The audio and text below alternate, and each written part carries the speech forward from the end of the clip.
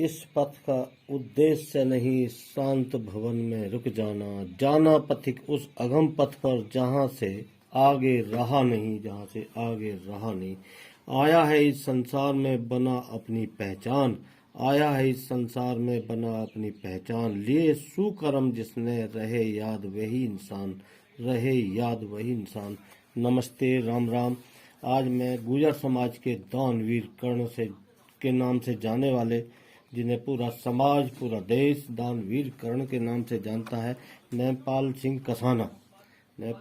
कसाना एक ऐसे पारस हैं जिसको छू ले वो भी अपने आप में सोना बन जाता है।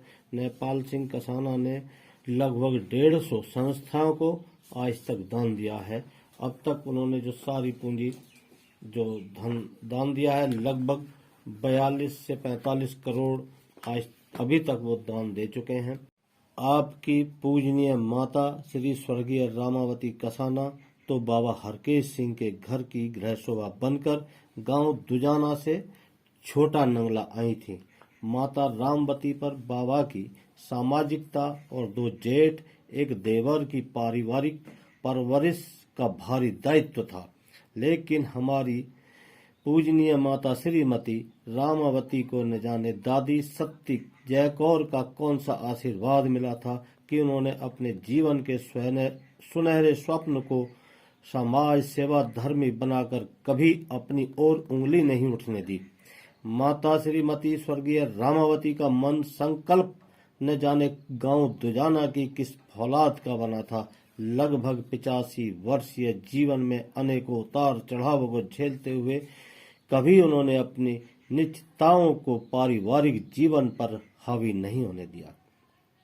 पूजनीय माता श्रीमती रामावती का सामाजिक और संस्कारित संकल्प था कि शादी के बाद पति राम प्रसाद को डॉक्टरों द्वारा लाइलाज बीमारी से पीड़ित घोषित करने के बाद भी उन्होंने अपने भारतीय संस्कारों का निश्चय जाहिर करते हुए कहा कि अग्नि की साक्षी में जिस घर और वर्ग के साथ मैंने सप्तपदी भरी है, अटल ध्रुव तारे को निहारते हुए सप्तपदी के साथ पिता घर में जिस पत्थर को ठोकर मारकर पति संग मार्ग की बाधाओं को हटाने का निश्चय किया है, जाऊंगी तो मैं उसी बाबा हरकेश सिंह के घर में ही।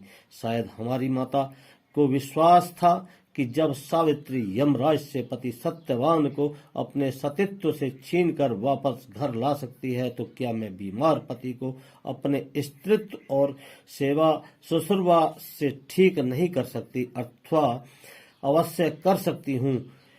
पूजनीय माता श्री रामावती उन इरादों ने ही चौधरी राम प्रसाद को लंबा जीवन दिलाया और 5 पुत्रों और 4 पुत्रियों का पति होने का सौभाग्य सुख दिया।